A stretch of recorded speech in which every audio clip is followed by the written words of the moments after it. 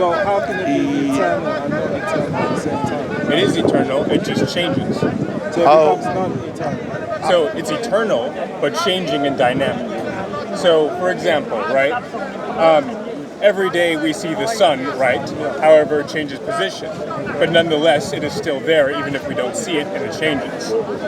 Can I suggest something? Please. If the universe is eternal, as you mentioned, we have few points as well to discuss. First of all, that, the Big Bang, I think you know that you believe in the Big Bang. Yes. Not necessarily I believe in it, but you believe in it. So that's confirmed that the universe is not eternal, so it has a starting point. So from what my understanding of the theory of the Big Bang is that there was a compression that formed the original singularity from which the Big Bang happened. Brother, and then in the far future, just one the same second. thing will happen again. Brother, can you So call it's Sabur? a You know Brother fluctuation. Sabur? Fine, Brother Sabur. Okay. All right. Now here, you said, now if there is a starting point for the Big Bang, as you mentioned, if there is a starting point, that means that the energy has certain point that it started. What you are saying, were there a pre-existence before that? As I said, I don't believe that the Big Bang is necessarily the creation of any matter or energy.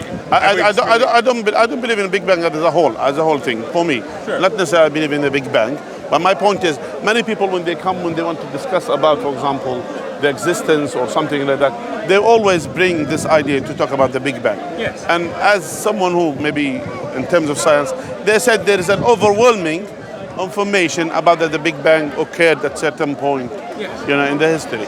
Now, according to them, and now here, based on this, they don't believe that the universe was eternal based on this, because they said it has a starting point. Because, as you know, that this universe, so since the universe is expanding in a way, and the expansion of the universe, that means there is a starting point that it started. Now, that starting point, it confirms that the universe is not eternal. That's the thing here. That's what we are. What even according to the people who believe in the Big Bang. So it's not necessarily eternal. Can And I again, make a distinction? and actually, the expansion of the universe confirms that the universe is not eternal. It has a starting point. Can I make a distinction in my view? Yes. So I believe there is an origin of the universe as we can know it, and then there is the universe in general, right? So before the Big Bang, because the Big Bang was the creation of energy, space, and time as we know it, right? We can't have evidence or information before it. That doesn't mean that the universe didn't exist before that point, but merely I can't have information about it. Okay. Now again, you see here, that's the thing here. When you said I don't have information about it. Yeah. So the same thing here, what we say here, since this universe, at certain point it started, if that certain point that started, it must have something powerful to start it, correct? I don't believe it was started. So it didn't start. Yeah, as I said, I believe it's eternal, but just merely changing. But how does it make sense if it's eternal? How does it make sense about the expansion of the universe? Yes. Again, it doesn't make sense. It does. So say you have a balloon, right? And you blow into that balloon and it expands. Now, when you release the air, it goes back down again to a smaller balloon. And if you suck, it turns inside out and then it keeps expanding again. So you need an external. So who's you? Who's you? Sorry. Yeah. So which means you need an external energy to influence that, correct? No. I believe that energy is preserved. So in space, right? If I just throw a ball in space, it will just continue forever because there's no friction to lose energy. And I believe that's the way. Actually, they don't believe that the universe is empty. It's not necessarily it's empty, so it's not empty.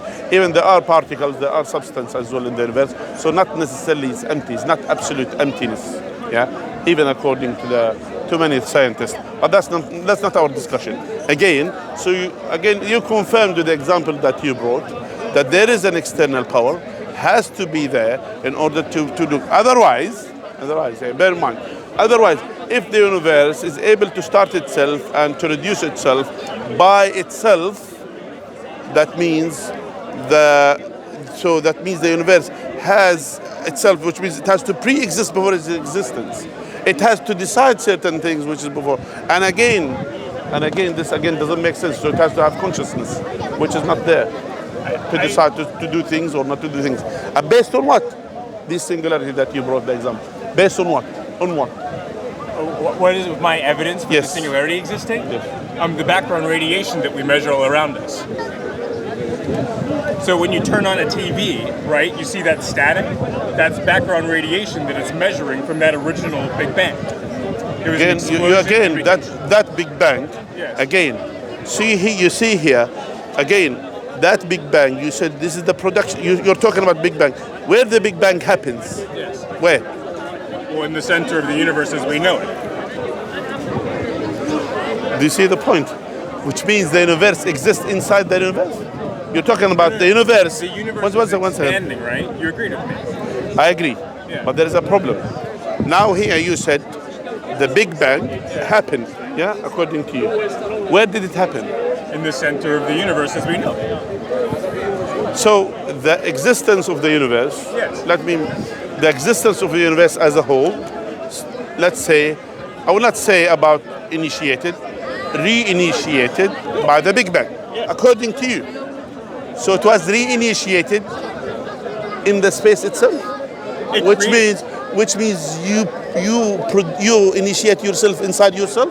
It's like the balloon again, right? Where does the balloon start to expand, but in the center of the balloon when you blow into it? You see the point? You didn't get my point. When the universe shrink into certain thing, Yes.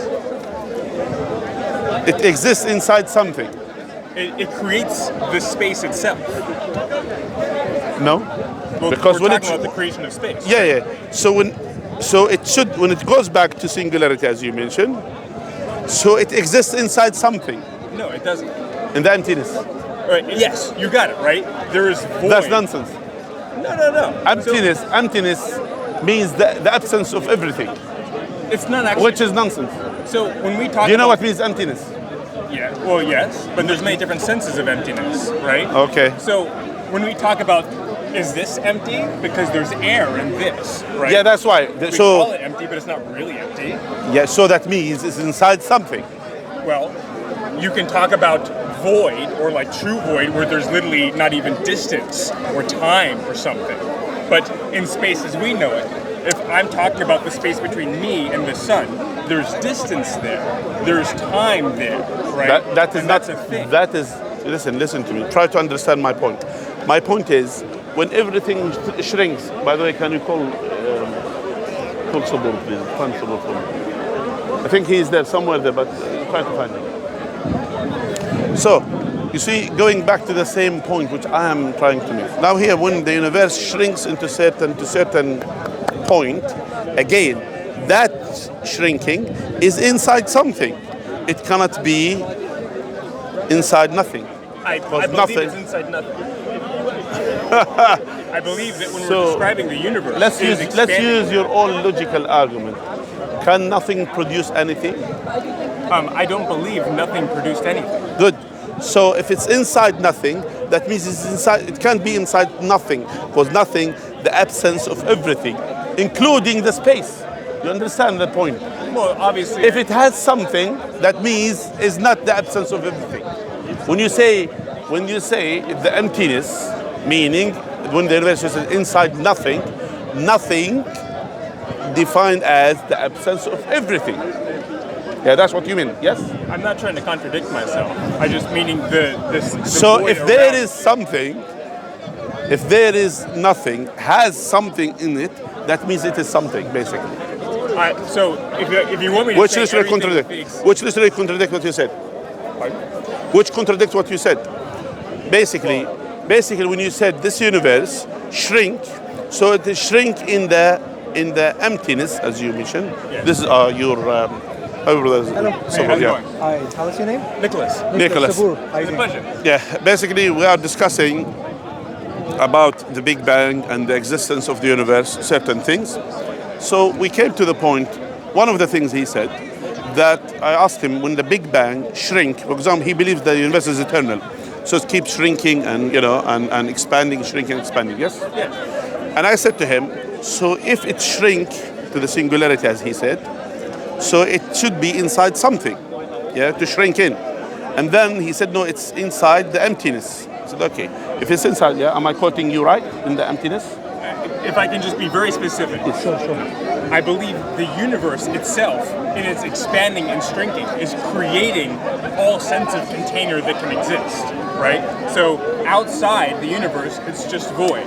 It's not expanding into anything. It is just the creation of space itself. Right. Does that make sense? So, when it comes to this conversation, Nicholas, are you speaking from an empirical perspective or philosophical perspective? An empirical perspective. Space is expanding. Okay, now what I would say is it's probably best to speak of these things from a philosophical perspective rather than empirical, because we don't have empirical evidence to adjudicate between different models right at the beginning. You disagree that space is expanding? No. Okay. What I'm saying is, I asked you, the argument that you're making, is it philosophical or is it based on empirical evidence? Empirical evidence. You said empirical evidence. Yes. I'm saying there is no empirical evidence because what we have, when we go right to the beginning of the universe, physics turns into philosophy. So the discussions you're going to have are not empirical. I don't believe so. We have redshift, and we would need an explanation for real-world phenomenon if we didn't have this material evidence to explain it. Redshift we are observing. Yes, Okay. it's an observable phenomenon. But we don't observe the beginning of the universe. That's not an observation. That's not empirical. That is theoretical and philosophical. It's deduction. There you go. So it's not empirical. Deduction is a question of empiricism. Not necessarily. That's math. Yeah. So when it comes to Theory. when it comes to say Pythagoras' theorem that you deduce, you create it from first principles. Well, You derive it from first principles, like any formula. there's no real principle. It's really just sort of the conservations of logic as we know it. Yeah, that is not empirical. That's a philosophical discussion. It isn't. Logic is empirical and demonstrable. No, it's not. Logic is not empirical. It is. How can you show me a violation of real-world logic? You're putting the cart before the horse. For you to make a scientific induction or inference or theory, you need to presume maths and logic. But no, when we use math and logic, right, we're merely describing the rules as they demonstrate themselves in the empirical. No, right? I'll give you some evidence for this. Is causation known through empiricism or is it known a priori? Is it known through empiricism? Yes. Okay, so if you see an effect, Yes. do you say an effect has a cause because of empirical evidence, or do you say an effect has a cause because of a priori philosophical assumptions? It's because of evidence. No, it's not. Because causality is known a priori before empiricism. No, it's part of the empiric. I'm standing here, so- time is moving So forward. let's try something. Yeah. This translation of the Quran, would you agree this is contingent? Contingent upon what? As in, it has limitations, it didn't always exist, it could have been a different way. Sure. Okay. Does this have a causation behind it? Did something cause this to exist? Yes. Okay, good. Have you seen the evidence for it, or are you assuming it has a cause? I've seen the evidence that it would have a creation. No, this particular book. Yes. Have you Did seen... you see them printing it? Did you see someone printing it, creating it? No. Sure, you didn't. So you took this and you made an assumption using an a priori principle. No, I use deduction. Yeah, that's a priori. There was no assumption made. No. All books are created by people. No, but that idea that you just said right now, deduction, is a priori. It's before empirical evidence. No, it's from empirical evidence. Okay, but you just proved me right now. You said this has a cause. Yes or no? Yes. Okay. Have you seen the cause? Well, I've seen what causes it. No. Have you seen what caused this? Not that specific No. instance, no. Okay. Are you assuming there definitely is a cause? Yes. Okay, so that's not empiricism.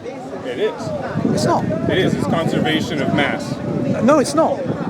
This is known to have a cause because of a principle of deduction, which is a priori. Causality is a priori. Causality is not known through empiricism. Causality is known before empiricism. When we're talking about empiricism, we're talking about Define empiricism. Define empiricism. Then Good. That's a very good point. Sure. Yeah. Empiricism is the use of the senses to come to inferences. Okay? So you are using your senses. I am looking at that particular tree and I'm deducing from that tree that the leaves are green, photosynthesis is taking place. This is all empiricism. So the application of reason to the natural world is empiricism. Okay? So when it comes to causality, causality is not known through empiricism. Causality is known prior to empiricism. I think there's some definitions being played around with. Sure. So you wouldn't say that the empirical world merely exists within my immediate gaze, right? Like when I'm asleep, the world doesn't cease to exist. I think you're getting confused here. You are speaking from a definition's point of view that empiricism is known through the senses. You agree with this, right? Well, I would say the empirical world exists despite my personal senses. Right. So now you're moving on to a different point, which is, does something exist if it's not being observed? Yes. That's a totally different philosophical point. It explains the book, doesn't it? No, it doesn't. It doesn't. You are speaking about Bishop Berkeley's view of if something is not being observed, does it exist or not? That's a totally different point to what we're speaking about. I'm just saying that it is in the empirical world. Okay, let's step back a bit. Like my friend just said, I gave you a definition of empiricism. Yes. Do you firstly agree with that definition? I wanted to expand upon its definition. Okay, go ahead and define it. So, yes, it is the world as determined by senses, but not just my personal senses, but human senses in general, right? Humans, with our senses, go about, we document, we create encyclopedias about the world, right? Okay. And then we transmit that information to each other. Even if you haven't personally sensed it, it is the senses of others and us collectively that makes empiricism as it is. But we were not there in the Big Bang. Sorry, how is that any different to what I just said? Well, because it explains the book, right? Because in my case, even though I didn't personally see the creation of the book, it is still empiricism that I know that all books are created. You need to slow down a little bit. Yeah. I gave a definition of empiricism. You said you're going to expand upon it. Yes. So I'm trying to understand, how did you expand upon it? So I wanted to make it not just on the personal level, but on the collective level. All the human beings. Yeah, but I said empiricism is application of reason to the natural world. Whether that's one human or a billion humans, it makes no difference. I'm trying to understand where you disagree with me on the definition. In my original answer to your question, you dismissed my answer on the basis that I personally did not see the creation of this book, saying that that's not empirical. Me expanding the definition as you presented to saying that it's everyone's experience that makes the empirical world, right? That validates my answer to your original question. It's a non sequitur. I'll tell you why. Right. This particular book, it's the first time you're seeing it in your life, this particular book, right? Print. Now, this thing, you have no evidence that somebody else is giving you that they saw this being created. You assumed, using an a priori principle, that it does have a cause. So what? Let's just go back to where this conversation began from. You were speaking about the creation of the universe, and you said it's an empirical investigation. I said it's a philosophical one. And the reason it's philosophical is precisely because empiricism is blind when it comes to what happened 14 billion years ago. There is evidence in the universe. Like when you originally asked me, right, what is the evidence for like the Big Bang? The first thing that I pointed to was background radiation, right? And that we can trace the origin and the history of our universe based on the evidence of radiation, physics, how the trajectory of certain galaxies has moved across the universe, the redshift and the expanding of space, right? And yes, that leads us with math to a particular picture, right? And wait, one second. None of what you said I disagreed with. I already told you, when it goes to the beginning of the universe, physics turns into philosophy. I didn't use any philosophy. No. I'm saying it does, and you just said right now that you need to use mathematics to get there. Now, when you're using mathematics, you're not using empiricism. Because there's not an observation done by any human being. Let me explain to you why you're wrong about this. Please. Science is the application of the reason to the natural world, and in order to do science, you have to presume logic, you have to presume mathematics, you have to presume testimony. these are presumptions of science. They're not conclusions of science. You're saying I'm putting the cart before the horse. I'm saying you're putting the cart before the horse. How? So you're protesting against me, saying that logic is something that we derive from the world, while you're telling me back that it's something that we merely assume about the world. I'm saying something different. I'm saying, just listen to this slight nuance.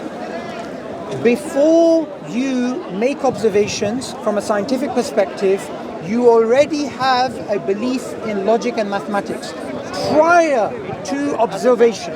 That's all I'm saying. So just being loyal to the concept of science itself, right? When evidence presents itself, it will either validate or give me reason to dismiss an idea. And if the evidence or the circumstance of evidence presents that a certain tenet of logic is consistent, to be scientific means that you should dismiss that law of logic in place for one that conforms better to the model. Let's test it. Sure. What in the empirical world can disprove causality? I don't believe anything could. Therefore, it's not empirical. No, because I would like you to present. No, you just proved my point. You just proved my point. I'm asking for evidence. No. Let's just go back to why you proved my point. Okay. What in the natural world can empirically disprove causality? You said nothing. Because, as I said, you're putting the cart before the horse. No. That's what you're doing. It's silly. If you present to me a single piece of evidence of causality being violated in the real world, I will abandon that principle. It's purely based off of the demonstration of evidence at hand. If causality doesn't demonstrate itself, then I won't respect it. No, but you just contradicted yourself. I asked you, is there anything in the empirical world that can dismiss causality? You said no. Well, I can change my answer. One second. No, one second. I agree. Sorry, my friend. One second. Right now, I just asked you, can anything empirically disprove causality? You said no.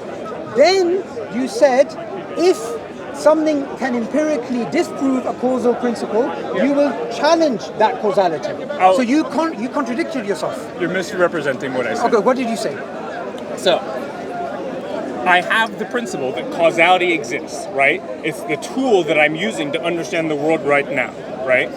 Now, it's not something that I'm just applying to reality, it's something that I've derived from reality, right? The reason why I'm loyal to this concept of causality is merely because it's demonstrated. The second that it stops being demonstrated, I'll get rid of it. Okay, so let me just ask you, because this was recorded, so I'm just trying to show your trail of thought, because it's actually confusing. I asked you, can anything empirically disprove causality? You said no. I've never seen anything of the sort. No. You initially said no. Yes, because I. And now you're saying something different. Do you see the contradiction? No, because I already said I wanted to re-answer it to be more specific, and you said that I could. No, I didn't say you couldn't. You still are contradicting yourself. I'm going to ask you again. Just repeat the question to him again. Can anything empirically disprove causality? Can anything empirically disprove causality? The law of causality. Yes. It's a confusing question. It's not really. It's a very confusing question. So, if you were to question fallacy to the two. Yeah. It puts it to the point of where I'm not even sure what you're really asking me, so I can't give you an honest answer. No, wait, one second. No, that doesn't make any sense, because the first time you gave me a confident answer. Yes, because and now you're saying I can't give you an answer because it's a nonsensical question. So which one is it? I didn't understand how you would abuse my answer. Why to abuse? I asked you a question. You first said no. I asked you again. You said no. Now you're saying actually it's a nonsensical question. Yes. So, can I explain how? Does the question make sense to you? No, it doesn't. So it doesn't make sense to you? So why did you answer Okay. the first Then why did you say no then? Fallacious argument is making. Leibniz does not believe in causality in the way that you assume it to be true. Like Leibniz says, everything that happens to something is contained in it. Something does not need to cause it by it interacting with each other. I don't know if you know about Leibniz, but that's just one philosopher who doesn't believe in causation in the way that we just accept it as true. Okay. So let's go back to the beginning of the universe. You said you have empirical evidence for the cyclical model. I said you don't have empirical evidence. You have, if anything, a philosophical argument. You just derived the answer, basically, which is hypothesis. To be more specific again, I will fully admit that I don't have evidence for the cyclical nature of the universe. Empirical evidence. Yes, I don't have evidence. But do you have a philosophical argument? That's what I believe with the likelihood of evidence. See, that's where I don't disagree with you. We can have a discussion about the cyclical model from a philosophical point of view, Yes. but the reason why I disagreed with you, one second, my friend. The reason why I disagreed with you is because you said you had empirical evidence for the he's beginning changed of the his views cyclical now. model, He and that's changed why his I views. wanted to correct you. Well, it doesn't make sense to have a beginning of a cyclical model because it's cyclical.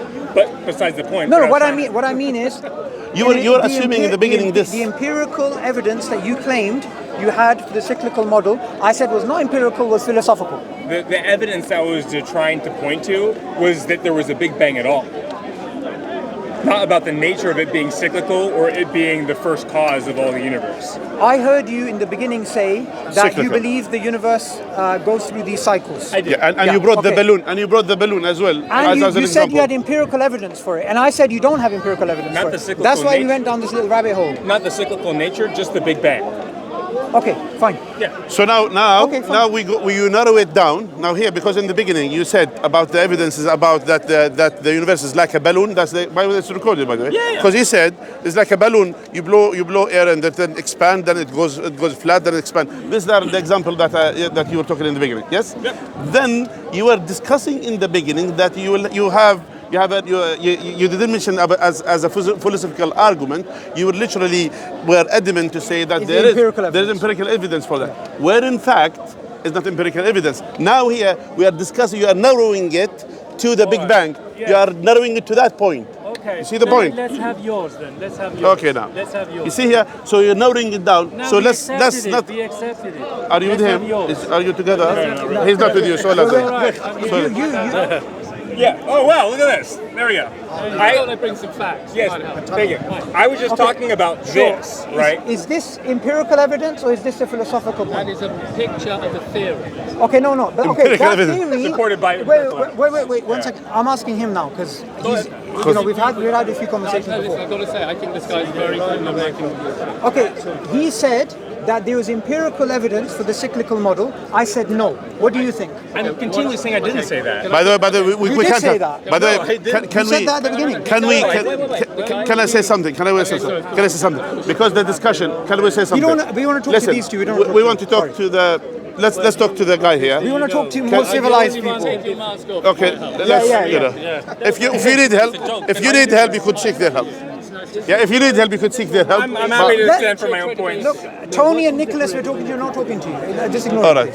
Speaks Carry your on. credibility. No, don't Yeah, entertain him. You Don't don't entertain. seem like you're a serious person if you won't be transparent. Exactly. That's what we said I'm before. sorry, guys. I'm derailing the discussion. No, that's why. But it was good discussion. Yes. May Okay. I put some facts on the table? Oh, facts. Empirical facts. Empirical facts. No. Listen. Let's discuss empirical Allow me to facts. state the facts. Okay. Empirical facts. Give me a minute and a half to put some facts on the table. I'm not drawing a conclusion as to how to contextualize or evaluate these facts. That's the job of these discussions. But hopefully we can just agree on what facts are, yeah? So here's some certainties. Roger Penrose, he believes in conformal cyclic cosmology, which is that the universe is eternal. Here's a link, if you want it, and you can put it on any of your camera crews to where he says it. All right. I'm not saying he's right. I'm just saying it's a fact, it's his name. It's a fact he got the Nobel Prize in 2020. It's a fact he believes that, and I can show you where to find it if you want to fact check. Here is Frank Wilczek, who has got a Nobel Prize, and he thinks that there were electrons before the Big Bang. I'm not saying he's right, but I can give you a link to where he says it. Okay. This is Brian Greene, who's pretty well known, Columbia University Director of Central Physics. He thinks the Big Bang was not the beginning of the universe. Here's the link if any of your camera crews want it. I'm not saying they're not. The only fact I'm stating is that man's name. He has made that statement, and that is a link. It could all be nonsense. It could all be nonsense. But I would just like us to agree. It's not a scientific We also have explanation, it's just their opinion. Stephen Hawking, physicists debate his idea the universe went on forever. I have a link. Sean Carroll, who was awarded American Institute of Physics, significant contribution, etc. He says, my best guess is the universe did not have a beginning. I have a link. Brian Cox, a lot of you might have seen. I have a link. He says, I strongly suspect the universe existed before. I want to say something. Okay? Now, I put these facts on the table. We've done that before. And I do not know if Brother, they're listen. correct, but as a layman, most of us are laymen, and we have to decide who we're going to listen Can I just show this to everybody?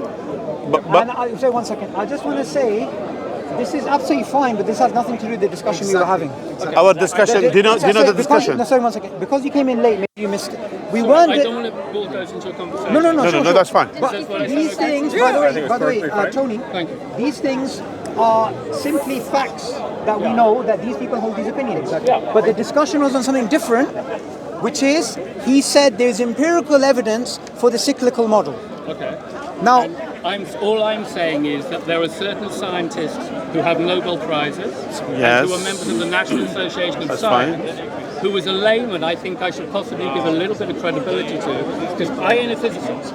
I can be logical and I can see self-insistencies. My job is always to look to legitimate sources. Always be skeptical. I'm not saying It is still- but these guys do exist and they. What's his name, by the way? What's his name? Their Tony. conclusion is that the universe. Tony, may be- Tony, Look, Tony, no, Tony, but Tony, here's the thing. Are those philosophical arguments? No, these because they're you're scientists. making an assertion about physics. listen, these are listen. physicists. no, It's okay. the correct field. But here's, Is it philosophical but argument? Here's They're a point. physics Here's a point. assertions because you're making You assertions referenced about physics. you referenced Stephen Hawking, Yeah. you referenced Lawrence Krauss, and you referenced Roger Penrose. Okay, Yeah.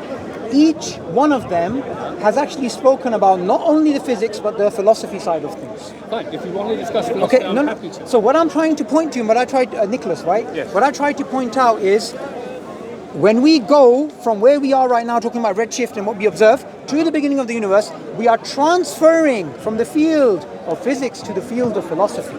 There's an interface, no question. But when we get right to the beginning, I believe it's philosophy.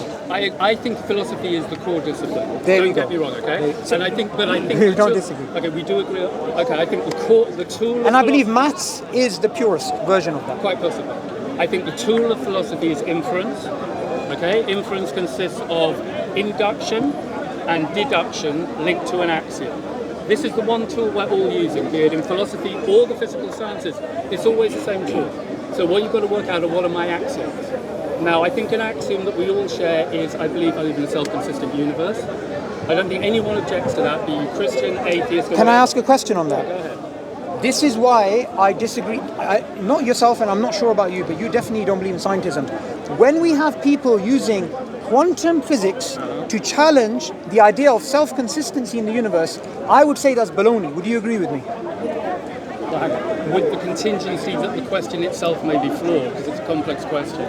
Provisionally, I think I probably agree with you. I think physics is a discipline of physics. Okay, but I'll ask you, why do you think it's a flawed question? I'm not sure. I don't want to commit at this point because I do think the question you asked my friend here before was, I suspect you asked him Russell's teapot, which is you can't prove a negative. No, I didn't. I don't know if you did. It But- seemed to me you might But be asking let's Russell's stick to theory. quantum mechanics here. Okay. If someone looks at, I don't know, the many worlds, Copernican, whatever, inference, interpretation of quantum mechanics, and then they use that to challenge something about what you said, there's self-consistent, Inference, the tool of inference. the tool of inference, and the universe being self-consistent. I would say that question being answered in the affirmative would give away that the person believes in scientism. You may be right. It is a very complicated way to come. I don't to think it's a- complicated. I think it's very simple. Okay, to me, Yeah. I'm trying to find common ground in as much as it's possible in a way that hopefully people watching the camera can understand. Sure. Yeah. And I think it's essential to really identify this tool of inference and how it works because it's absolutely ubiquitous to all these discussions. And unless you understand the tool, everything else will just be chaos. Yeah. The Which tool- is why I go back to definitions like you do. And I think it's important, particularly because I've heard you and other people say you don't believe on inferences from induction, only deduction. That we never said that. Oh, okay. What I said, Something close to that. I'll explain and let's see if you disagree. I believe, Sorry, you okay with that? I believe, I thought you were doing great. I believe inference as a deduction, conclusions made from inferences are valid. But I believe inferences made from induction can be overturned. However, if someone believes in a very scientific worldview, then they will treat conclusions made from inferences which are inductive in a way that are deductive. And a classical example that came about just about now is the discussion between Dennis Noble and Richard Dawkins, where something that was in the data from an inductive point of view, the self-regime perspective, the central dogma and all of that stuff, and that is being challenged by Dennis Noble's systems biology perspective. The You asked me to watch it, and I did, and it was gemules and feedback Did you watch loops. it? So yeah, I did. Yeah. I So, did. And see- then I watched your reaction to it as well. With So the I tried to- geneticist. And then you didn't turn up for a while and we didn't get to discuss. Because I was in Africa. Because you're in Africa, congratulations. So, But look, what I was trying to get to is that that's a classical example where induction has been given a status greater than it should have. And that's what I disagree with. I disagree with people treating inductive conclusions as if they're very strong. However, I understand why you're saying this, because people accuse me of rejecting inductive conclusions. I don't. Okay. I don't believe you can. Well, then it would be very constructive if we could have a conversation maybe now where we both clarify our understanding of that tool and how it works, yeah? Can I give an example of how I think it works? Sure. Okay? So there's an eternal tool used in all the sciences and philosophy. It's the same tool. If you use it with regard to matter, it becomes the physical sciences. If you use it with regard to philosophy, then it becomes more abstract and conceptual. But it's always the same tool. It works like this. You use an induction, which is you observe something in the universe empirically, and then you see if there's a repeating pattern, because you assume as an axiom you live in a self-consistent universe. So the example Robert Pirsig gives in his book Zen and the Art of Motorcycle Maintenance is, you're on your motorbike, you're driving down the road, it goes over a bump, the bike backfires, yeah? Empirically you experience this. You drive along again, it goes over another bump, it backfires, and you experience this. It does a third bump, it backfires, right? You've now noticed a pattern of behaviour, and you start to develop an axiom about the bike, a theory, which is this bike backfires when it goes over bumps, yeah? Okay. It's a postulate, yeah? It's an idea you have. So you've created an axiom or a postulate about the bike, which you're now going to test. You used induction to arrive at it. You've got your axiom. Now you're going to travel into the future because you see a bump coming up ahead and you go, I'm now going to use deduction to predict that when I go over it, it will backfire. You test the hypothesis in the future, and if it happens, it reinforces the axiom. And if it doesn't happen, you go, there's something wrong with my axiom, right? Now that axiom can never be 100%. This has been pointed out by Kurt Gödel, this has been pointed out by David Hume, and I think Russell's paradox, that essentially, whatever your system of inference is, you're going to need a brute fact assumption. Somewhere at the bottom of all of these inferences will be an assertion of faith. Yes. And this is where I'm so keen on religion, despite the fact you think I'm an atheist. No, I don't. I don't Okay, think you're well, an atheist. by your terms, I almost virtually am, but I think we both value faith. We understand that faith is pivotal to the entire thing, including the tool of inference itself. So if we can all agree we're using that tool on how to use it diligently, then I think we can move I don't forward. actually disagree with anything you said there. And in fact, that view is the view of Imam Ghazali. Right. That view is a classic Islamic view. We don't dismiss induction. Shuaib Ahmed Malik, I'm not sure if you've seen him online. He's someone who's written a paper. If you Google his name and Google Imam Ghazali in induction, you will see he's written on this topic as well. Okay. So ultimately, every human being is going to have to make some assertion of faith. Yeah.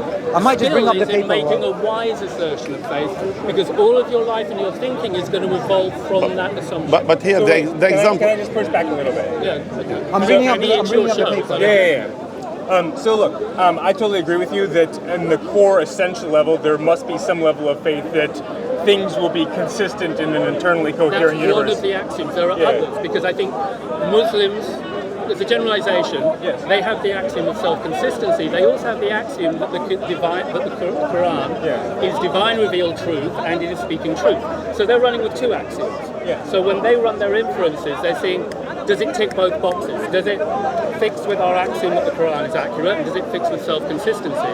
And if it doesn't match with either of those two axioms, then you've got to rethink your position. But I want to point out what I think is very important in your sentiment, right? That when you're describing the backfiring of the motorcycle, right? Sure. What you're indicating is the motivation behind how we believe in truth, which is to minimize faith, right? Yeah. Because in your example, right, the reason why you constructed this axiom was because it was based on probability. Yeah. The probability of evidence at hand. Yes. Right? And faith is the core necessity, maybe You want to minimize is it as much as Are you possible. familiar with Donald Hoffman? He's a mathematician, he's out there, and he's very advanced. He says you've got to put all of your miracles at the beginning of your argument. He understands.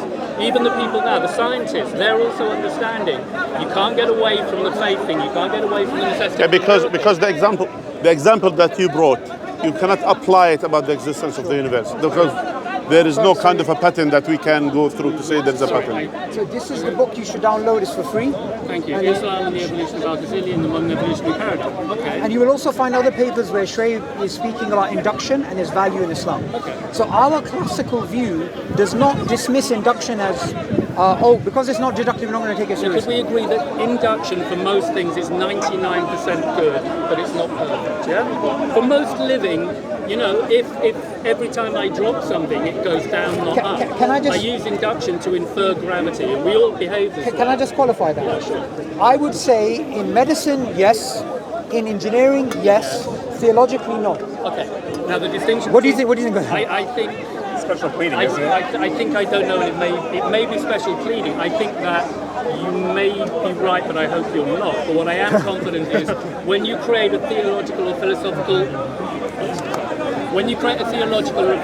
position that then chooses to interface with the physical science and quote that from that physical science, you are then obliged to obey the rules of that physical science. I don't agree with that. Well then you need to be clear that the assessment you're giving of scientific data isn't purely a scientific view.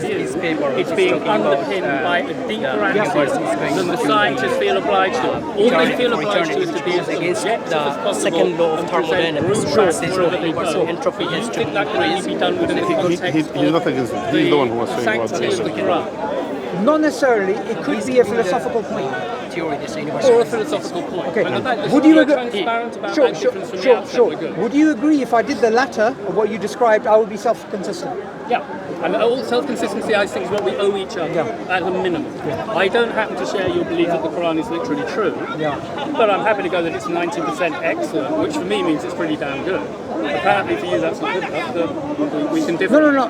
My point that I was making when you said induction is 99% good or and 1%. In localized environments. What I meant by that is that if you want to make conclusions about, say, vaccines, you want to make conclusions about whether a building is safe, you could do that from an engineering point of view or medical point of view. But when it comes to theology, we should not be using induction to inform theological conclusions. Well, I think the only, then I am confused, and let's try and really eat this one out.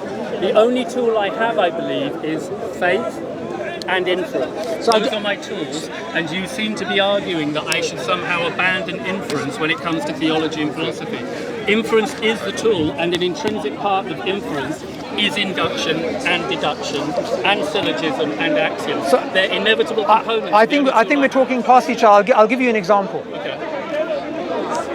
If I looked at say if I existed 150 years ago, this was a time when certain people were of the view that the Earth is million. It's a couple of million years old. It's not billions.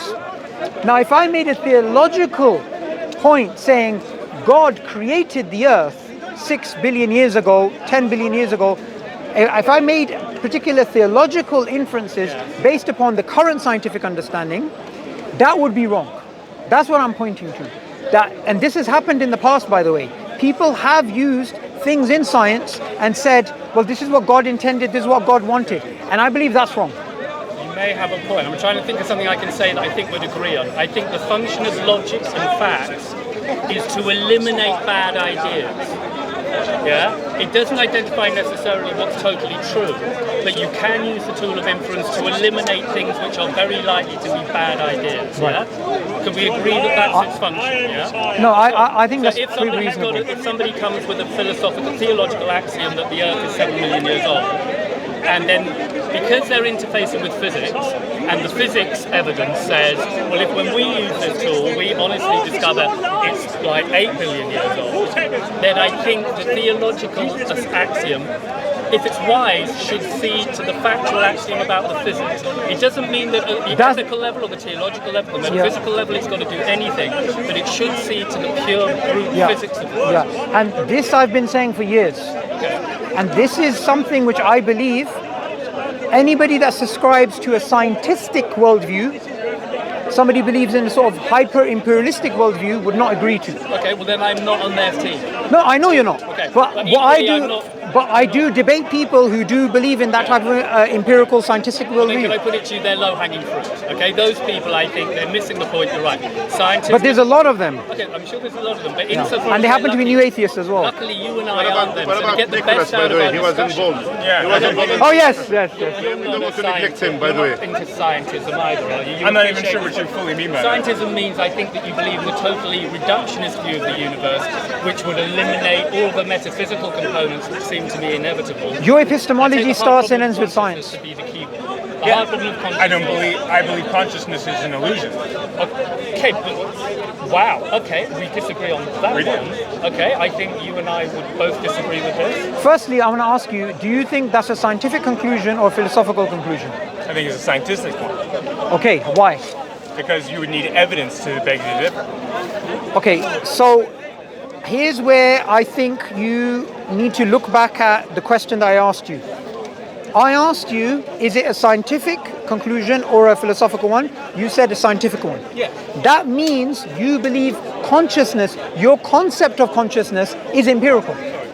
No, I believe that the absence of my consciousness is empirical. But that's a slightly different point to what I was It making. sounds silly, but No, okay. yeah. So, Tony, I think we're probably going to agree here. Would you say, I can't let me ask the same question, Tony. Sure, okay, thank you. What? Consciousness, Sorry, that's not fair. I've got you holding it. I asked Nicholas a question which I'll ask you so we understand where we're coming from. I asked Nicholas his idea that consciousness is an illusion, is it a scientific conclusion or a philosophical conclusion? He said scientific one.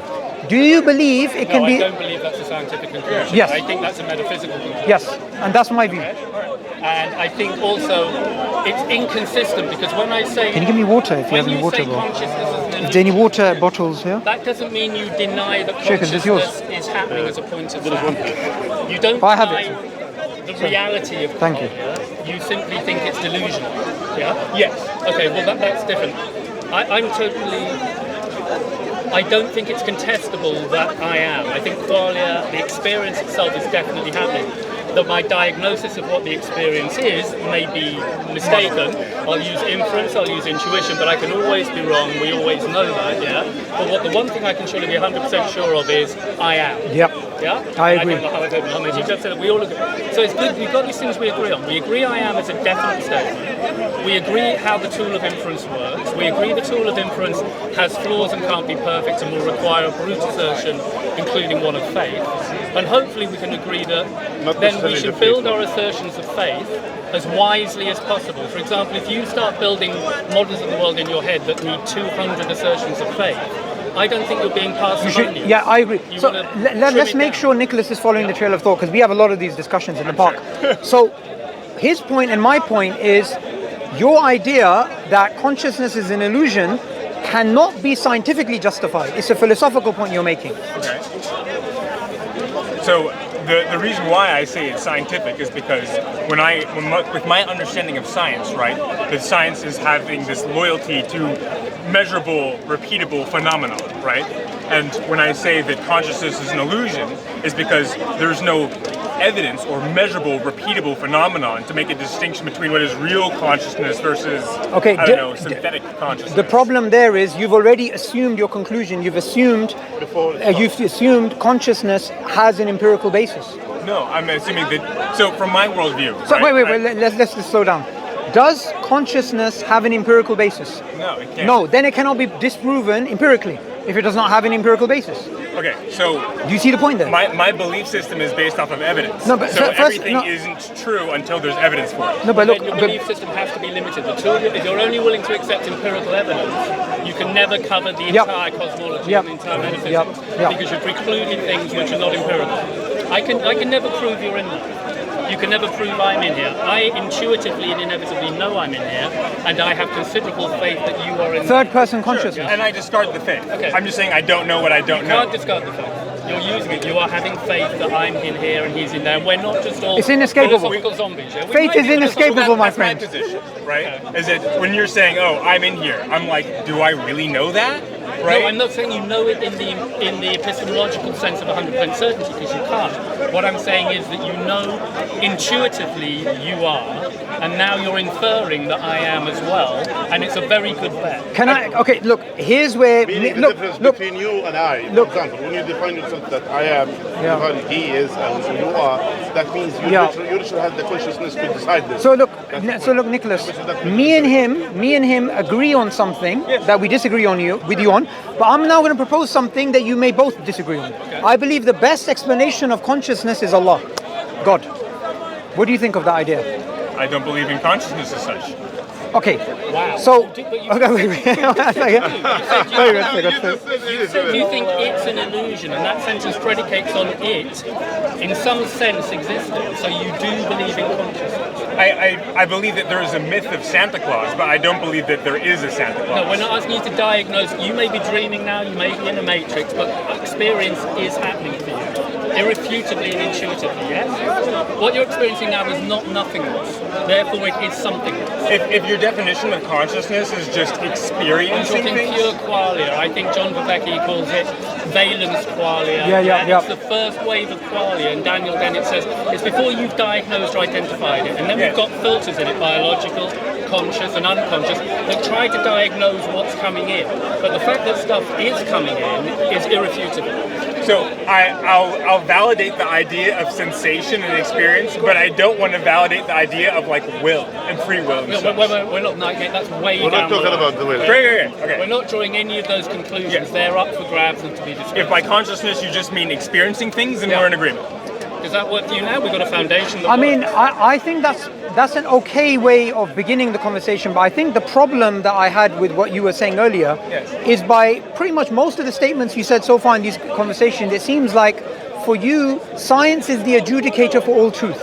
I believe evidence is, and that science is only a tool to that. But you've always defined evidence empirically. Yes. So that basically means for you, science is evidence, is the only evidence. Well, science is the tool to gaining evidence. Right, but evidence has always been defined by you from an empirical perspective. And that's the problem of scientism. I think you're suffering from it. Scientism doesn't understand the limitations on its purview. Yeah. There are certain things, pure subjective experience is not empirically quantifiable. I cannot know that my wife loves me. I live my life and have to live my life with a belief that she does or doesn't. In reality, if I could get in her head, she either does or doesn't to a variant. It's not does she love me or doesn't me, it's to what degree does she, yeah? Now I make a guess as to how much she does. There is a truth in her head I can never see. It's not empirically quantified, but I live my life on the basis of these profound assertions of faith Okay. and probabilities, yeah? All of Which us is not do. You have no empirical, choice. basically. Which, by the way, I want to get to a point. I wanted your thoughts and Nicholas, your thoughts. If consciousness exists, do we first of all agree consciousness exists? Now we do. Okay. Now we So, do, yeah? so Alright. now, fine, that's it. now, I may say something. I'm not sure if Tony agrees or disagrees. I believe the best explanation of consciousness, firstly, has to be something metaphysical, not scientific. Okay. I'm using modal logic, so I'm going, I can see about 3 different possible universes. One of them is the one you describe. I can't discount it. I want to keep thinking it through. The one with God.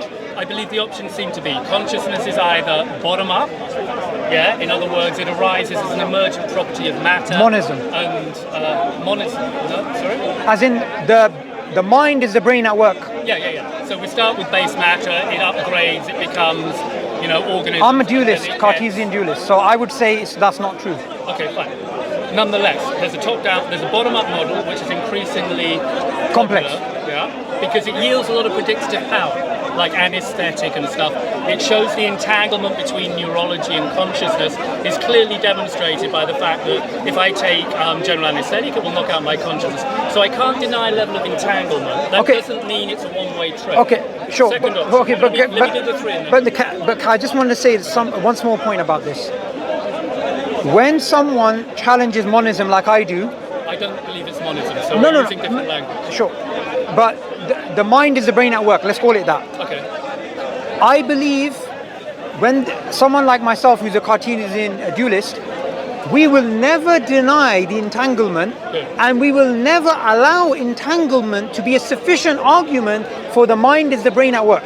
Agree. I agree. Oh, you agree? Fantastic. All I'm saying is, I'm trying to put facts on the table. Sure. And then so what's the third option? Well, that was the first option. But putting the facts on the table, we agree there seems to be a causal connection between the brain and the mind. I agree. It doesn't mean it's not two-way traffic.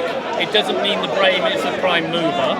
But there's clearly, I think we can empirically agree. No one denies that. Okay, so let's put that on hold as a fact. We're going to have to work with it. The second option is the top-down, which is the more traditional religious view. God, Allah, which is sort of like the soul descends into the body, drives it around for a while, and then it returns, And ironically, in the sciences of people like Donald Hoffman and Bernardo Castro and others, they're increasingly going, look, we're not making too much ground now with a bottom-up model. Maybe we need to look again at the top-down one. They're coming full circle back to kind of where you guys are to an extent, but there are certain things they profoundly disagree with you about.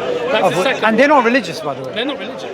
Oh, actually, I would say they think they are. They're religious the way I am, maybe, some of them. The third way of looking at it... Hoffman is not... Okay, I mean, as in, they're definitely not religious from my perspective. Viveki, I would argue, is, and Bernardo Castro, I would argue, is, and so on. Anyway, the other way of looking at it is panpsychism, which is that matter and energy are matter and consciousness are intrinsically aspects of the same thing. So it's not bottom up, it's not top down, it's all simultaneously in a way we can't wrap our head around. Can I just add a little qualification to that? Yeah. As a Muslim, I believe in a type of panpsychism and dualism. Okay. So you can believe in both. Okay. So for example, as a Muslim, we believe everything is worshipping God, including rocks and trees. So there's a level of consciousness in everything. The ground that you walk on will testify for or against you. Do you understand? So we can have a panpsychism perspective married with a dualistic perspective. I totally support that. I think the wise thing to do... Again, say your shahada, man. Just say your shahada. Modal logic, and I'm going, I don't know. I think humility is a good thing, and ultimately I don't know. So what I should do is keep inspecting it from all 3 points of view. The same way I might take 3 photographs of you from different angles, and they should all match. So they all seem like useful avenues of investigation. Religion brings a top-down view to the table that I think we would be unwise to just discard as silly superstition, because it's richer than that. The science is bringing clear empirical data which seems unavoidable. We can't ignore that. And they will limit the facts that we should consider, pleasantly or unpleasantly.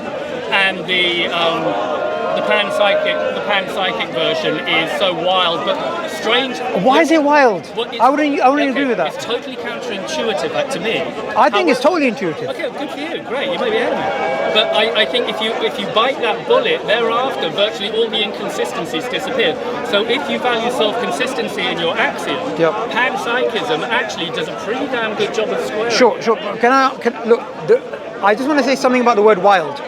Now, me assuming this works on Mars, right? You have gravity on Mars. Yeah. That's not wild, is it? No, that's a perfectly reasonable projection. So if in this grey matter, this cranium, we have consciousness, why would we believe there's not consciousness in the tree or rocks or all around us? No, you're agreed. But where it's interesting then is, I'm not living as though this thing has any properties of quality. I'm not living as though it cares or feels anything or has a will or a soul or a destiny. If the panpsychic universe is accurate, I've got to fundamentally change the way I look at it. I just want to share something with you. Yeah. The Prophet Muhammad, peace be upon him, the tree example. The tree used to cry. Can you give that example? There is one single hadith at the time of the Prophet, peace be upon him, that he used to give... Could you shout a little bit? Yeah, sorry. The Prophet, peace be upon him, he used to give his sermon on a piece of a tree, like a piece of a tree. So all the time he used to give his sermon there.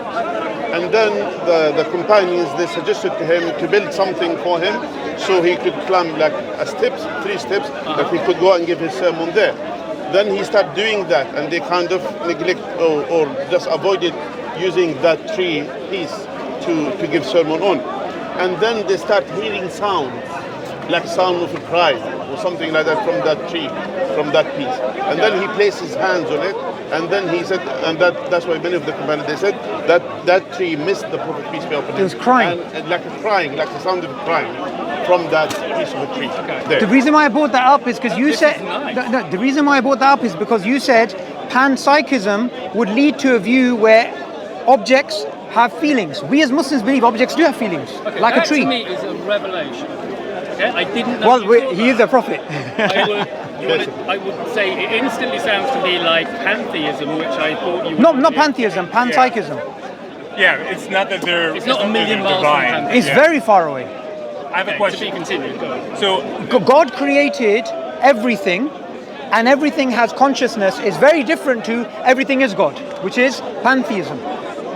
Two different views. I understand this panentheism is what. Hang on, let's not go down that rabbit hole for now. Your point. Sorry. So, if you have this Thank you for panpsychism that. and you believe that there's this idea of consciousness which exists in things, not just people, right? Now, there immediately what becomes a problem for me is how do you limit these things, right? When I look at people, right, psyche makes perfect sense because it's consolidated within a body, right? If I'm going to be conscious, I can agree with the idea of consciousness as sensations because there's a me, right? I'm not her, right? I'm not him. And so there's my consciousness, her consciousness, his consciousness. Now, when we're talking about objects, right, when does this dirt become that mountain?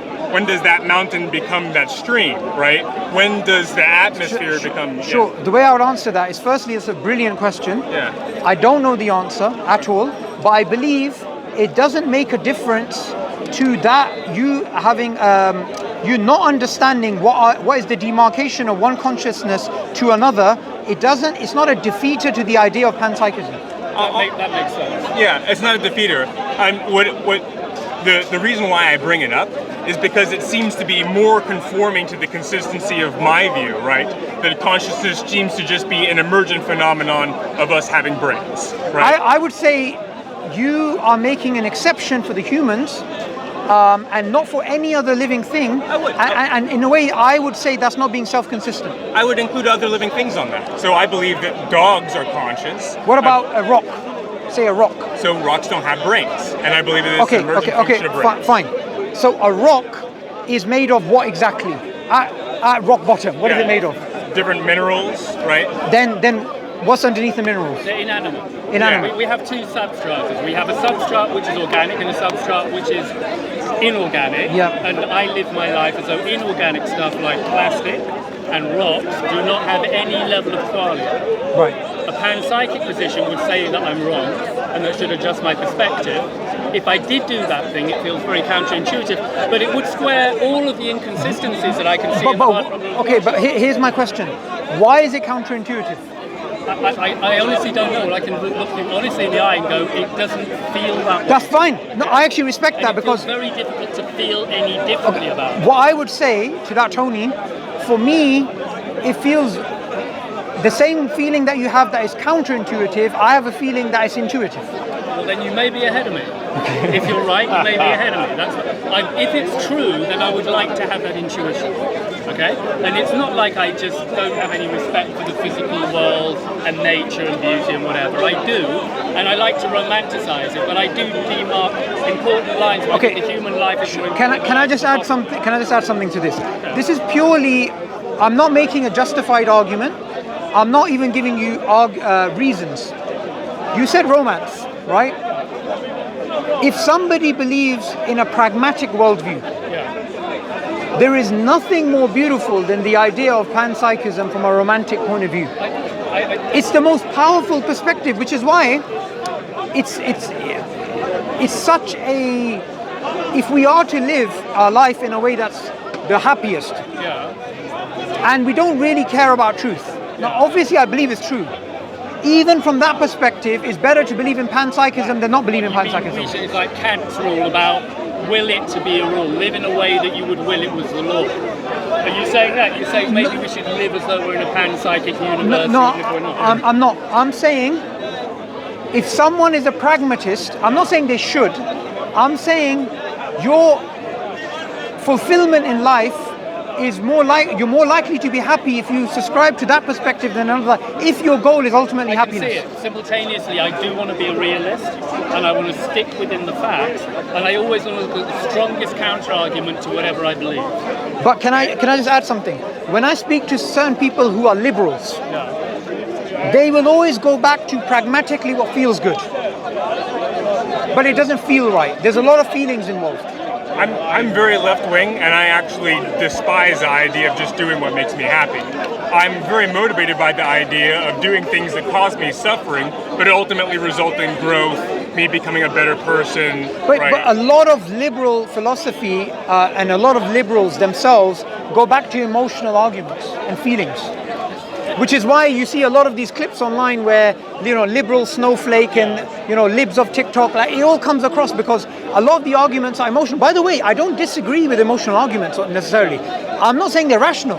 But if someone makes an emotional argument and they say, I want to live my life in a way that's going to make me the most happiest, and they're making an emotional argument, I'm saying to that person, having a psychic view is better than having a view that nothing has consciousness. I suspect the idea that nothing has consciousness is crazy. Yeah. Because each individual... Nothing apart from us, I mean.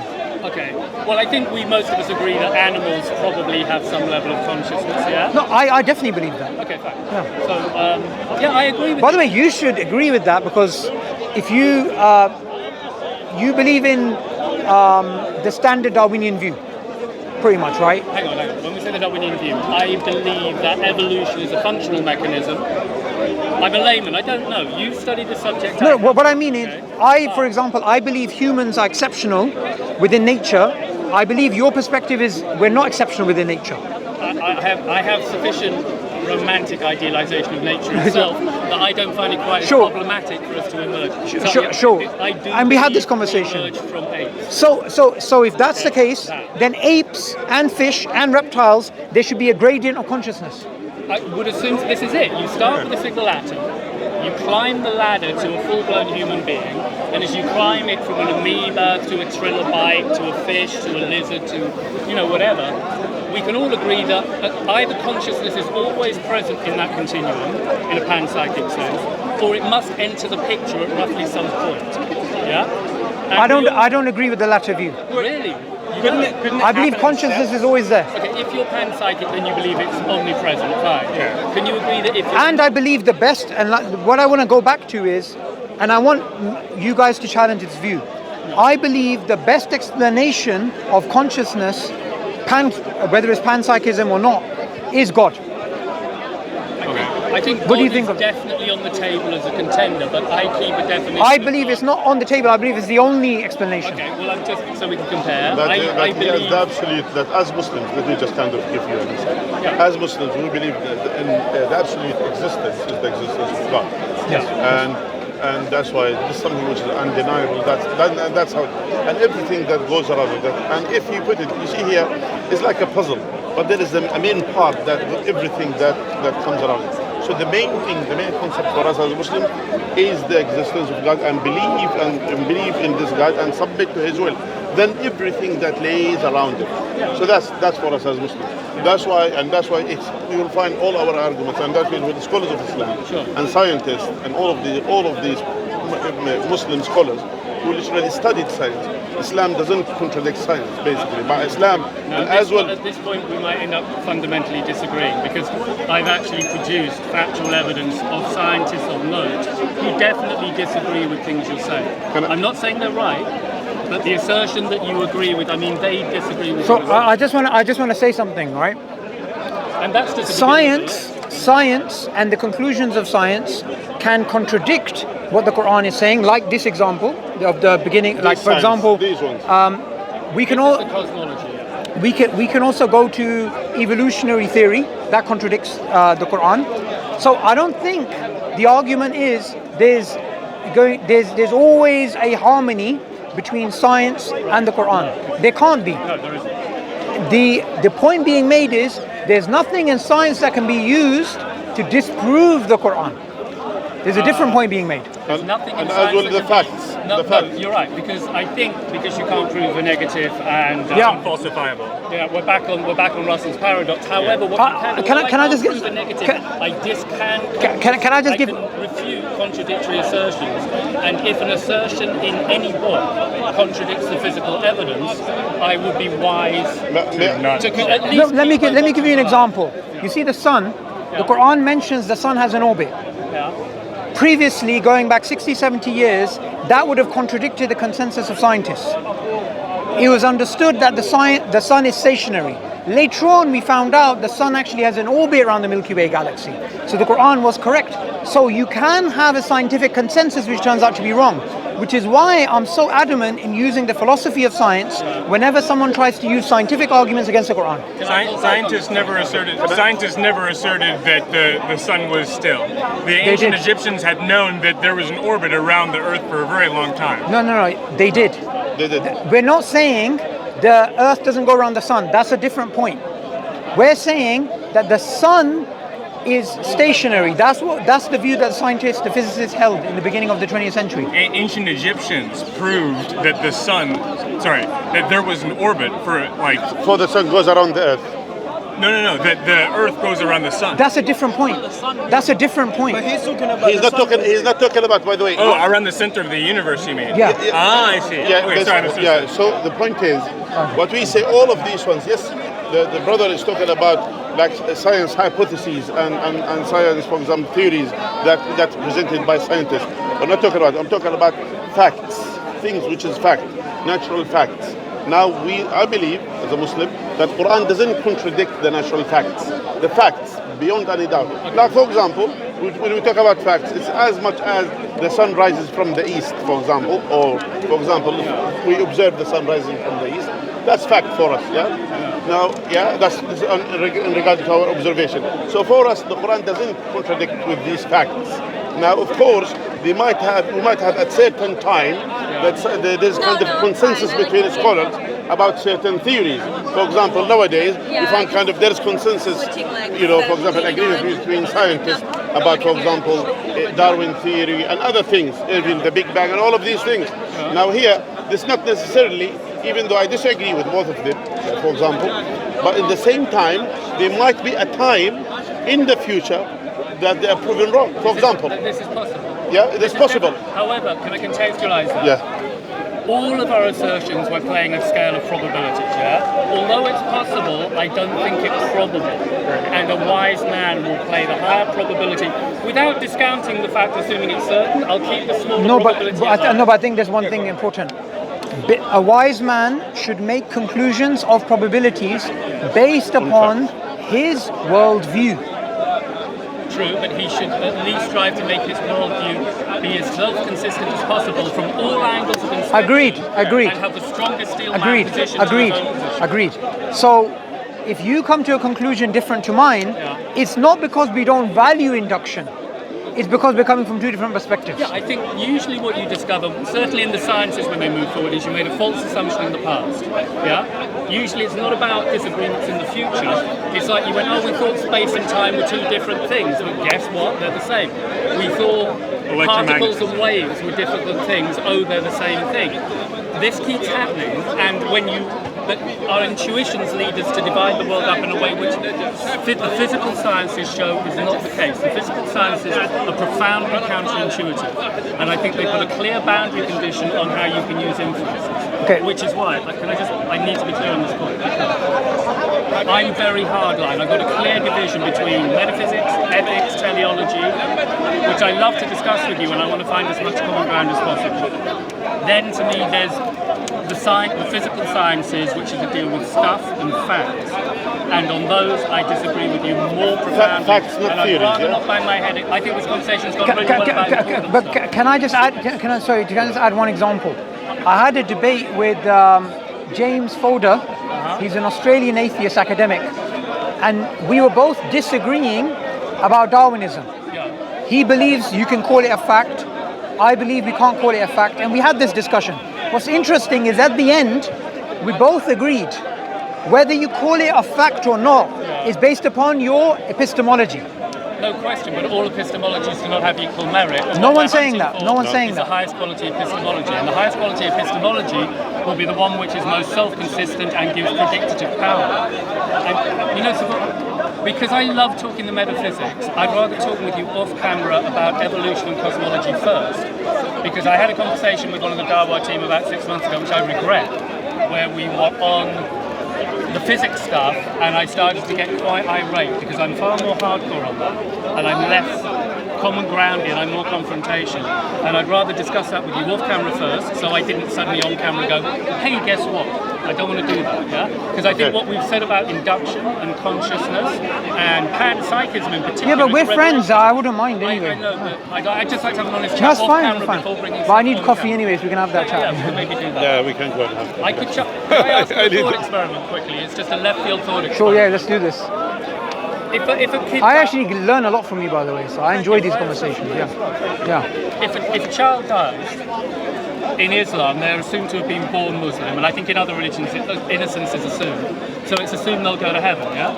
Therefore, why shouldn't the parent, if they definitely want the kid to go to heaven, just keep the child in a self-contained box? It's a thought experiment, I know it's wacky, but in principle, if I really want my kid to go to heaven, why shouldn't I buffer them completely from the outside world for the duration of their life?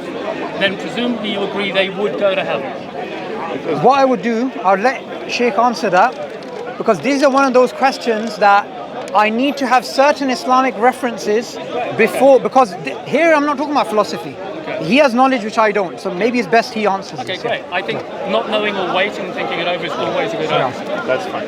Now, first of all, the answer to your question comes from different perspectives. The first perspective, that our Prophet,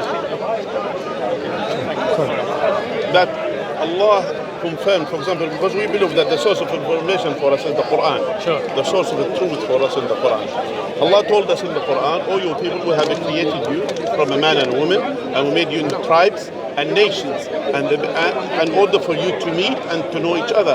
And the best one amongst you are those ones who are more dutiful to God. Those are the best one amongst you." So God confirmed to us that the purpose of us existing on this earth is to submit our will to God, and at the same time as well, and in the same time, it doesn't mean that we keep ourselves in a box, actually interacting with people. And that confirmed in a hadith, which is the saying of the Prophet, peace be upon him, when he stated it clearly, peace be upon him, he said the person who deals with people and be patient on their harm and whatever he receives from them is more dear and more beloved to God than the ones who doesn't deal with people and is not patient with them. Okay, I'm just going to pray and come back. Okay, I'll have to in a minute anyway. I'll be back. So the point is, so our Prophet, peace be upon him, you can leave it Leave it there. there. Just leave it there. So our Prophet, peace be upon him, told us clearly, here there's another one. So our Prophet, peace be upon him, told us clearly about this. So that's why we as Muslims, our duty is, first of all, to teach our kids Islam, to let them understand Islam properly, to understand the morality of Islam, so in order, and to as well to make sure that they are strong enough to deal with their society and communities, interacting with them, and in order for them, and that's the idea as well. Part of our duties as well convey the message of God to the others. So we have to prepare the next generation to do so. So can I feedback what I think you may have just said, Yes. which is that it's actually healthy for someone to be exposed to a certain amount of temptation and trial. Yes. Yes? Okay, this is important. Yes, Because if we agree on that, then the question becomes, what is the sweet spot? What is the optimum point of exposure to ideas? And here's where I could start getting political and start talking about Sharia and stuff. And again, I don't want to do that. No worries. I've enjoyed the metaphysics. So if you would care to talk about the politics off camera first, My point is, I have no problem, by the way, discuss, because we have no secrets. But generally, let me tell you something, Now, for us as well, in the same time as well, meaning exposed to the things around them, as well, our Prophet, peace be upon him, as well, indicated to us as well, that the person shouldn't throw himself in a situation that could be dragged, or, to be dragged in that situation. So Allah told us in the Quran, for example, Allah said, don't come close to fornication. Allah didn't say don't fornicate, so told us even don't come close to this. So any path that could lead the person to fornicate or to commit this, for example, this crime in Islam, which is fornication. So Allah told us in the Quran not to come close to it. So meaning Islam is literally cutting cutting the path that leads the person. And of course, dealing with people. Today I'm dealing with you here. We discuss, we interact. We may agree, we may disagree. That's, at the end of the day, you have my faith and I have my faith. Yeah? That's how it is. So the point is, I came to the point, I strengthened myself in my faith, and I studied and I learned in order for me to stand where I'm standing here. So I will be not pulled by, for example, with your arguments about other things. So I will understand these things. You see the point? And at the same time as well, not necessarily the person will put himself into a temptation situation that could lead him to go astray or to leave, for example, Islam or to commit, for example, major sins in Islam. That's how it is. Okay. My counter feeling on that, because now we're on ethics, to me, and ethics isn't physical science. Yes. Is that if I resist a temptation which is stronger, it's more ethical and virtuous of me than if I resist a temptation which is less strong.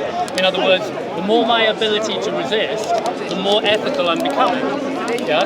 I almost want to test, surely I would want to test the limits of my temptation. As long as I don't cross the line and fall into temptation, I'm becoming a more rigorous and robust ethical entity. Okay. If I can handle a temptation, and to do that I need to be exposed to it. I'm not drawing I'm just chucking that in the mix and seeing how it I understand. The point is, we shouldn't be going to expose ourselves to the temptation. We shouldn't be throwing ourselves into sins or close to the sins and to say how much we can resist. The point is, we need to distinguish between two things. First of all, me living my life, dealing with people in my own life, and things to be exposed to me, or me go to search about certain things just out of curiosity or whatever, and then after that it could lead me to go astray. So those are two separate things. First of all, I will live my life. I will work, I will study, I will do whatever, and then if I'm exposed to certain temptation, here is my resistance and here is my test. And people, they gain certain, for example, tests in their life. Some people, they will say, okay, and I know, for example, a brother who I know, he said he traveled to one country, and then to one of these countries, and then he said, I went out, I got my hotel room, and then the key, and I went out, I came in, and I found naked women on the bed. Okay. He said, I didn't request for her, I didn't call her, I didn't ask her, but they kind of, in that area or whatever, they do such service. Now he was tempted. Now he is in this test. And he said, at this point, I was tested, and this is the temptation that I was facing, and he resisted it by, just leaving the room and then... I would have thought he gains more kudos in my view, and I suspect God, that he resisted a more intense level of temptation than if he wasn't exposed to it at the first time. The only problem will come if he gave into the temptation. But if I can live my life where I go to the edge of my temptation, but I don't drop over the edge, kind of like just doing physical exercise, you try and lift as much as you can. You don't lift more than you can, because then you damage yourself. But if you're trying to stay fit, or if you're trying to get stronger, you actually try to go to your edge of your potential.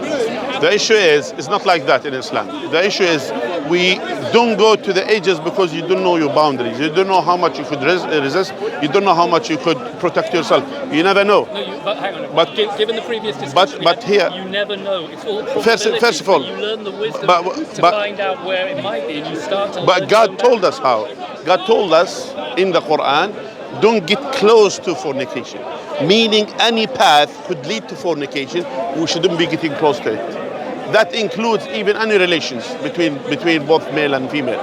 So that's, God told us here, that's why we believe as Muslims, it's not about an experience, not about doing experience. It's about we believe we have to follow this book, the book of God. And it has rules. Part of it, God didn't say don't fornicate. If that's the case, then yes, you're right. Let me see how much I could resist. But God didn't say that. God said, وَلَا تَقْرَبُوا الزِّنَا. Mean, don't come close to it. Any path that leads to it, don't do that. For example, God told us as well in the Quran, plus as well in the Hadith, whatever a big amount of it makes you intoxicated, the least amount of it is not permissible. Now he said, what's least? You could say, somebody say, only a little bit, it doesn't make you intoxicated. Some people say, you know, a small cup of wine, a small glass of wine, it doesn't make you intoxicated, it doesn't make anything to you. Yeah. That's for you, for example. But for us here, what is the least here? So Islam drew the line there and said, okay, because you could find some alcohol drinks that has 60% of alcohol, for example. Yeah, some alcohol. Some people they're mad. They have this more than that. Some drugs as well, which is small amount, milligrams, that could make you, you know, lose conscious. Or so God drew the line there. So don't come across these lines. That's all. Look, I think the prescriptions against drugs are astute and good, and I respect the discipline of most Muslims I meet who don't indulge, and I think that's good practice. Simultaneously, I do think that drawing clear lines of going, don't even learn your own boundary through experience, just ideologically draw a line and don't do it, is very safe. It's like driving with the seatbelt, or it's like driving the bike with the safety wheels. Yeah, it'll get you there. I'm not saying it won't. I just simultaneously kind of feel like the person who takes the safety wheels off and still can ride the bike is in some sense riding the bike better. It doesn't matter, they'll both get you where you want to go. And I'm not trying to insult you. Yeah, I understand. Our point, we have certain rules. Yeah. And these rules were sent by God, the one who knows us. We believe that we are created by this God, and this God has created us for a purpose, and this purpose is to submit our will to His will, and He knows us better than ourselves. That's why He drew the line for us. Told us this. He told us, if you have temptation towards women, God, which is the no, get married. And vice versa, women have temptation. I know women, and as well, get married.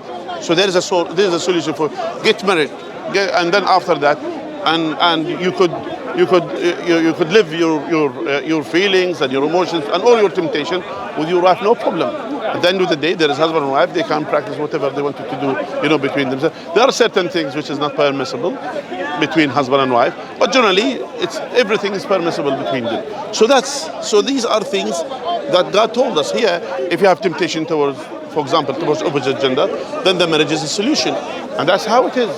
Now, as well, if the person finds it difficult to get married, then to fast, to abstain from eating and drinking from the morning until the evening, so the person at least will focus on his self-consciousness and his faith, etc., until whenever he or she are ready, then they can get married. So there are solutions for it. So God told us, well, this is the problem, and that's the solution.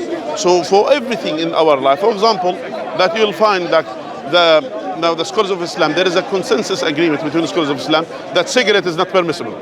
Some people, they say, but here, I know someone, like, for example, I saw, for example, a clip talking about someone. He smokes cigars. I think he smokes, I don't know how many cigars in a day or whatever, and he's 100 years old or 95, something like that. George Burns. Yeah, and then he said to him, didn't the doctor told you that not to smoke? How many cigars is He's the exception to the rule. Yeah. But he said, my doctor is dead, so he just... My point is, yes, he's exception. Yeah, so that's why I know people who literally, I know some old men from my village who smoked all their life, this old type of cigarette, proper ones, and yet... Which is a drug, hang on, this is which is drug, yeah? But you're not allowed to take drugs. Yes, exactly, addiction. So that's why... Nicotine is the worst one. So that's why in Islam, draw the line there, so you don't come anything that's harmful to your body, that's harmful to the other, that's harmful to the environment as well. We are not permissible to do. It's a good idea. We are not allowed to hunt animals for the sake of hunting. We are allowed to hunt for the sake to eat. Otherwise, we are not. Yeah. So just only to survive and eat, no problem. You may hunt. Otherwise, you can't. And you don't believe in interest, is that right, as a concept? Yeah, we don't believe in that. And there may be a lot in that. Yes, and there is really rudely interrupt, because I've learned a lot from both people here, from yourself and your family, and you as well. Are you a philosophy lecturer or something? No, I'm just a guy who's I've always been interested in this stuff. Are you all on YouTube or something? Because I'm learning I am. These guys are. I'm not a social media. I mean, I end up on camera here sometimes, and part of me would like to start a channel, and part of me just has. I thought the dialogue was great here. So we have a dialogue. It's nice and it's been constructive. With Sabura, it often is. It's really good that you can get a dialogue going. Yeah, we try our best to keep a dialogue, to keep a good conversation. At the end of the day, our point here and our idea here, first of all, to call people to Islam, and as well, and to explain Islam, to introduce Islam to the others, to know what is Islam about, yeah, including the one who have a discussions with us, or even on the camera, so people will learn about the faith, our faith of Islam, yeah. So that's why you will find as well. No problem. All right, look after yourselves. Can I then ask you a more general question? Yes, because I'm trying to keep off physics and cosmology. That's fine. And more in ethics and metaphysics, but just as a general principle. I come at this by thinking that the practice is more important than the theory. Okay? I think in any discipline, particularly spiritual practice, like what? Most people Give me are examples. making a decision. They have to prioritize one over the other. Yeah? Give me examples. I think actually doing the 5 pillars is more important than the rationality behind it. Yes, that's absolutely true. We believe, for example, the 5 pillars of Islam, the practical, because that's why in Islam there are certain concepts we have to believe in, yeah, and then as well there are some practical side as well, which is this is the meaning of submission to God. Submission to God has 2 main things. First of all, or has 3 main. Firstly, to believe in the heart about His existence, about His oneness, about that He is the only one worthy of worship, yeah, and to submit to Him. And this is in the heart. And as well to testify this with the tongue and to implement this with our limbs. Includes the 5 daily prayer, the fasting the month of Ramadan, being charitable, doing the righteous things, abstain from the evil things. So this is how it is. And to live in harmony with everything, around us. And that's why you will find, for example, I believe, have you visited Spain, for example? Huh? I have in the past. Yeah, for example, you could see that always that the societies, the Muslim society, is about, for example, green, water, things like that. It's about to live in harmony with the things, with everything surrounding us. It's exactly the same thing. Basically, to build, not to destroy, to build and to utilize whatever everything in the nature, to utilize it in the best way, in a harmony way, but rather than just to destroy and as well producing pollution and destruction on earth. And Allah confirmed this in the Quran as well. Part of the verses in the Quran that ظهر الفساد في البر والبحر بما كسبت أيدي الناس. That meaning the corruption appears on the earth and on the sea, and in the sea what the people have done, what they have committed. The corruption could be the corruption in the faith, and as well some scholars they said even corruption including, for example, pollution, including destruction on earth. This is because of what the people have done, and that's why look like there are many animals that they've been terminated from here because of what? Yeah, because of what? Because of the people hunting and people the pollution that we've done. So Islam is against that. And as well, all of the ideals you're listing, I think, are admirable, and I agree with. Okay, then. So I agree with the ideals, and I see great merit in a lot of the practice, the 5 pillars certainly, which I think are done in other religions. This is my point. I'm a universalist, okay? Yes, okay. So I can't help but notice that virtually all religions kind of do the 5 pillars. Yeah, there are certain things. There are some certain common things, but here we have to understand which way is the truth. If there is one God, there should be one true faith. Which faith is that true faith? This is the question which we have to ask ourselves. But if you believe the practice is more important than the theory, then if you've got, you know what? Part of the first, by the way, the first pillar in Islam is the testimony, to testify none worthy of worship except Allah, and to testify that Muhammad is Rasulullah. It's not this here a testimony that confirms your faith in the heart and submission with you by your tongue that you are ascribing to Islam, yourself to Islam. So this is the first pillar in Islam. So that's why when you say the 5 pillars, that's the first thing. To subscribe to Islam. I know. I as a universalist interpret that all religions are tapping into God to some degree, including Islam. Okay, that's where I'm at. I don't want to misrepresent where I'm at. By the way, did you see some videos by Jeffrey Lang? Jeffrey Lang? Yeah, from America. About what? No, I don't think so. I think he was the head of Atheist Society in the past. Okay. He's a professor, and then later on I've heard the name, but I'm not aware. Just you Google him. He embraced Islam, and actually, this man, he has done a lot actually, and as well, he said a beautiful statement. He said, when you read the Quran, and the more you read and understand the Quran, you will come to 2 things.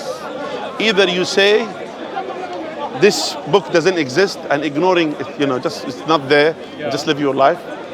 And if you know that it exists, it's true, then in that case you have to submit to what is in this book. Well, then he's wrong, because I'm in a third position. Sorry. So that's why actually see some of his lectures. See, maybe just Google him, see some of his lectures. See his journey to Islam, what brought him to Islam. You could see that at least this man, he was a scientist.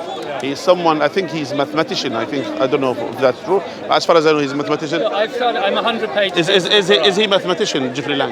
Jeffrey, I don't know. Yeah. By the way, 100 pages into the Quran. okay, good.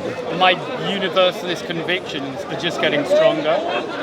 My respect for the practice is increasing. My respect for the theory is, no offence, decreasing a bit. That doesn't mean I don't think there are very good core principles. So just Google. It's the peripheral ideas I have no problem with. Just Google him, Jeffrey Lang, today. Debate's very serious. That was a good just Yeah. Hi man, let's see. Yeah. Like the flag, I'll be 1 minute. Yeah. Just Google him and see his journey to Islam. Just see, it's an interesting journey. He was in the same position as you are. You know what? We could do a trade. I'll look up who. Give me the Jeffrey name. Lang. Jeffrey Lang. Yes. Can I recommend a guy to you Yeah, that's him. who is more political, and his name is Daniel Schmattenberger. Now he's got more of a kind of a political eco-agenda about the meaning crisis and how to deal with the world's problems. Okay. And I could send you a half-hour Q&A. I find him hugely impressive, and a number of other people I respect. What's his name?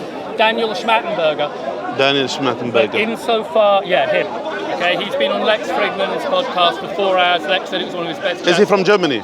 I'm not sure, but he's very interesting, and he speaks to the problem of interest. He identifies the compulsion of interest as being a fundamental. I remember him. I problem remember him. Yeah. And actually, I was at that time. I think one of university invited him over, and literally he was literally standing with the Islam concept about interest. Yeah. That he said the interest literally, this is the destruction. Yeah, you have a real overlap on that. Yeah, and actually I remember, and he was literally introducing part of his statement. I think he mentioned that Islam as well, which literally doesn't introduce interest, Yeah. and he said, and that's a solution for the society and for the economy, which is we agree. That's we believe in.